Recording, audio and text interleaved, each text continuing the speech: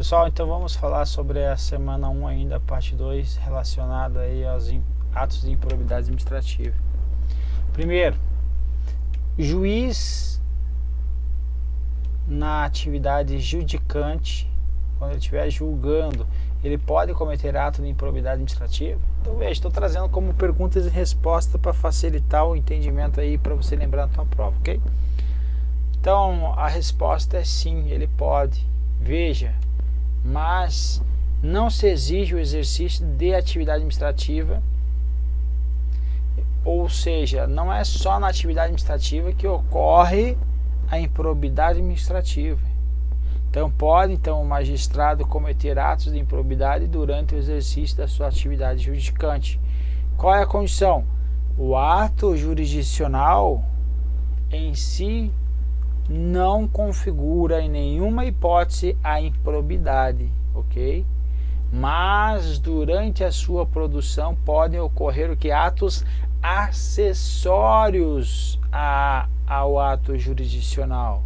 Então esses atos acessórios que podem ser enquadrados como improbos. No caso em tela, o STJ vem trazendo o quê? Que é pacífico no entendimento deles lá, que o quê?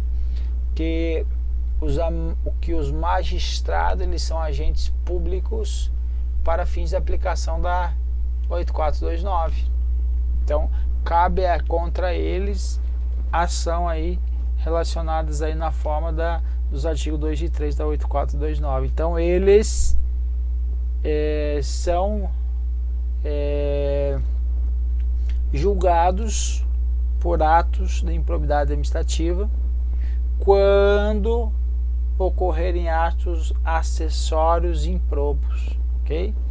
Então veja, verifica que o ato, aqui o caso concreto era o que?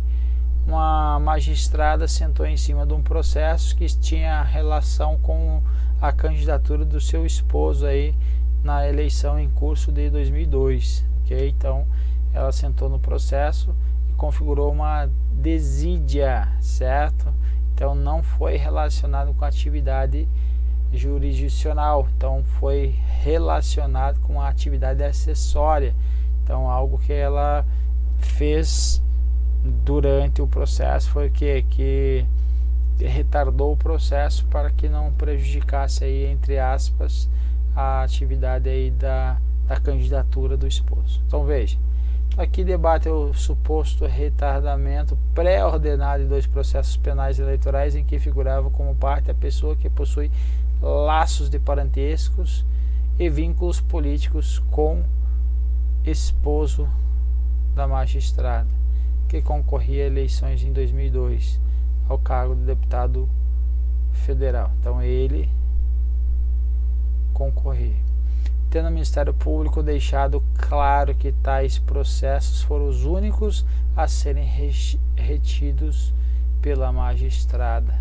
Então, nesse caso, justifica a aplicação da norma sancionadora e é a possibilidade de se identificar o ânimos do agente e seu propósito deliberado de praticar um ato não condizente com a sua função. Ok? Então, nesse caso, configurou aí então um ato de improbidade administrativa. A perda da função pública por ato de improbidade administrativa, quem pode aplicar?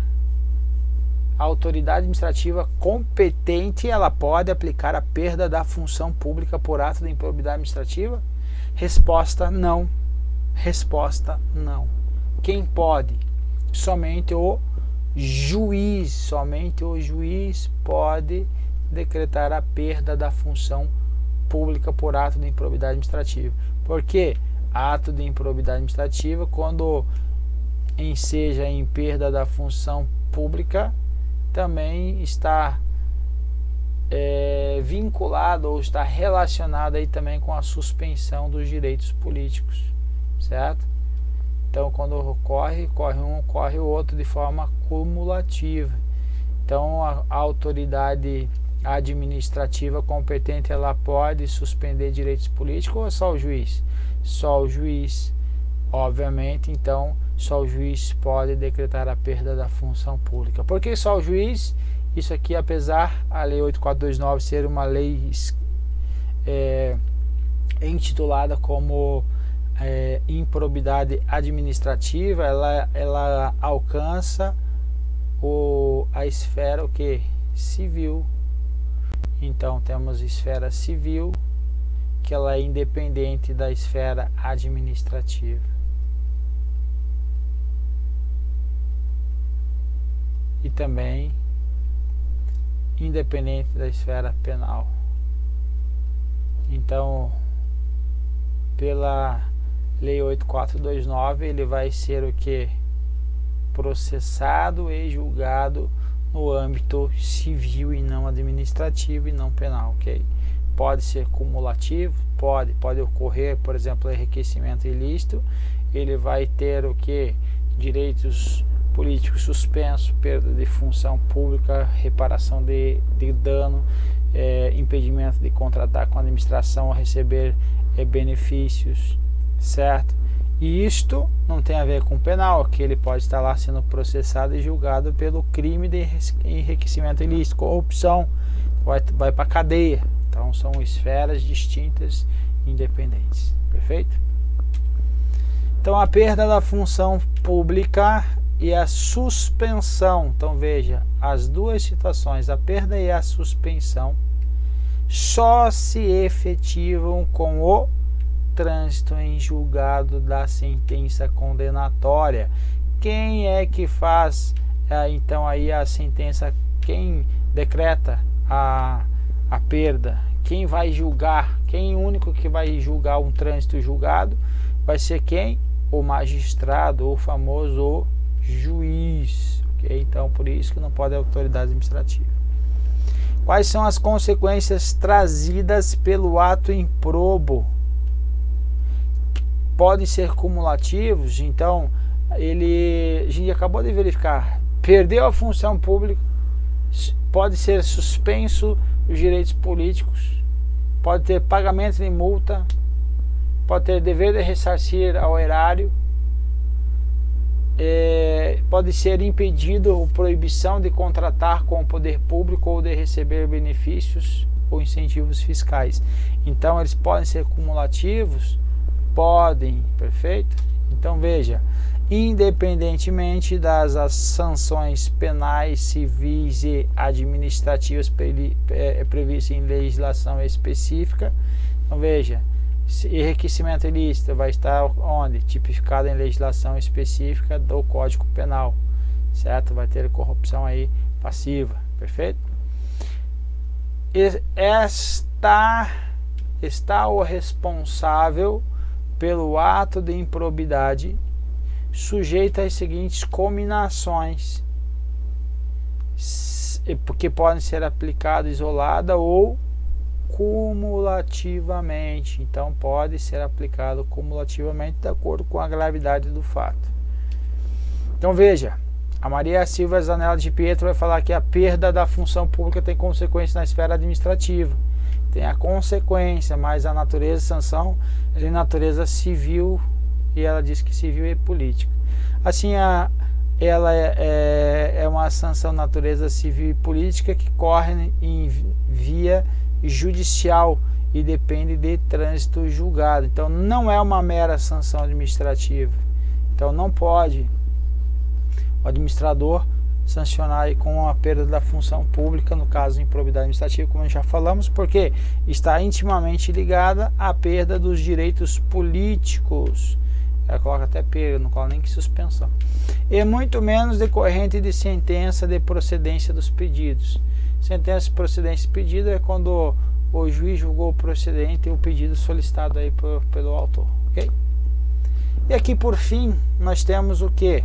Nós temos aqui uma tabela que vai trazer a prática de improbidade administrativa do menor grau de gravidade até o maior. Começa então do menor ao maior. Menor, lesão a princípios. Maior, enriquecimento ilícito. A conduta para o caso de lesão a princípio tem que ser uma ação ou omissão. Prejuízo ao erário, ação ou omissão. Enriquecimento ilícito, ação. Elemento subjetivo para lesão a princípios, tem que ter o dolo, ok? Tem que ter a intenção de. Enriquecimento ilícito, a intenção de ficar rico, ok? Indevidamente. No caso de prejuízo ao erário, fez besteira, ele é culpado, já era, elemento subjetivo, então ele vai ter que ressarcir o erário, perfeito? Ressarcir o erário. E o ressarcimento erário, quando ocorrer lesão a princípios, quando houver o prejuízo, vai então ter o ressarcimento, perfeito? E quando no enriquecimento ilícito, quando ocorrer o prejuízo, perfeito? Quando ocorrer o prejuízo, porque nem sempre vai ser vai ter prejuízo da administração pública. Por exemplo, um PRF está lá na rua fazendo blitz e ele pega propina, então ele não está ocorrendo prejuízo financeiro à administração pública, está tendo outros prejuízos, mas não financeiro, ok? Então só quando houver aí o prejuízo. E a perda dos bens, então ele recebeu o recurso lá, recebeu um carro para liberar um caminhão de cigarro, de contrabando, recebeu um carro de presente, esse carro vai ser apreendido? Sim, com certeza, ok? E perda dos bens acrescidos, quando for o caso do prejuízo ao erário, ele vai obviamente ser ele vai ser apreendido, vai ser pego do agente improbo aí, ok? E a perda dos valores acrescidos não é aplicável aí no caso de lesão a princípios. Perda da função pública, veja, até mesmo no caso de lesão a princípios ocorre ou pode ocorrer a perda da função pública, porque teve o dolo, dependendo da gravidade vai perder a função aí, ok? Suspensão dos direitos políticos também vai ocorrer, então veja, vai do menor gravidade de 3 a 5 até a maior, que é de 8 a 10. Então de 8 a 10 termina, lembrando que 5 começa no caso de prejuízo ao erário, vai até o 8 e 8 inicia para o enriquecimento ilícito, ok? Então vai de 3 a 5 no caso de lesão a princípios, prejuízo ao erário 5 a 8, e enriquecimento ilícito de 8 a 10. Multa civil, lesão a princípio até 100 vezes está ferrado, 100 vezes a remuneração do agente. Se o cara ganha R$1.000, ele vai ter até R$100.000 de multa, tá lascado, ok? E no caso de prejuízo ao erário, 2 vezes o valor do dano, sempre até. Então ele causou um dano lá de 100 mil, então vai pagar até 200 mil.